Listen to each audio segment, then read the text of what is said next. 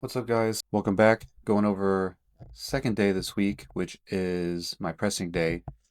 This block we're just doing strict press leading up to the competition. Competition has an axle bar. What do you call it? Medley? Basically, there's 4 axle bars of increasing weight, and then you rep out the last one. These weights are pretty light for what I should be able to do. I've never done them in the ascending order like that. So that'll be interesting. Anyways, not getting into the event talk too much, but so to prep for this, doing a block of strict press, starting pretty light. I'm getting heavier pressing or in event training with the axle, but I'm just doing this week 5 sets of 5 with 135. This is very, very light for me. Nowadays I usually, after doing an empty bar for warm up, I jump into 135. Sometimes I might throw 95 on, but I usually just jump straight into 135 for the first warm up set. That gives you an indication of how light 5 sets of 5 with 135 would be. I think I took 1 minute rest between sets just because it was so easy to knock out. Next, bench press. With bench, before I started training to compete in Strongman, I did some powerlifting training. Basically, did powerlifting programs, but never competed. Naturally, my bench press is good, always has been. I was a little disappointed when I got into Strongman because that bench press power didn't really translate to overhead for me, but it is what it is. I haven't really focused on bench press in a couple of years. Every now and then I get bench press programmed in as an accessory for pressing, and that's what I have right now, doing 3 sets of 8 on bench. I always hate trying to figure out what weight to use for this because 8 reps is a lot. If I drop this to 3 sets of 5, I think I could do well into the 300s. But once it gets above 6 reps, I have to start lowering the weight. Rep weight in general isn't great anymore. Anyways, for bench, doing 3 sets of 8, I decided 285 was a good place to start. Wasn't too bad. I think the last set of 8 was pretty rough, but not too bad. The overhead pressing didn't really take much out of me because it was so light.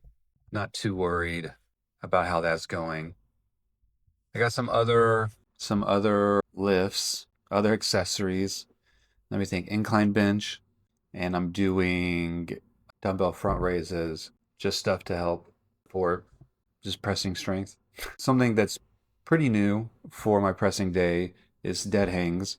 I don't remember what weight I got or what time I got for this, but I I used to use dead hangs just outside of my programming when I felt like my farmer strength endurance was lacking.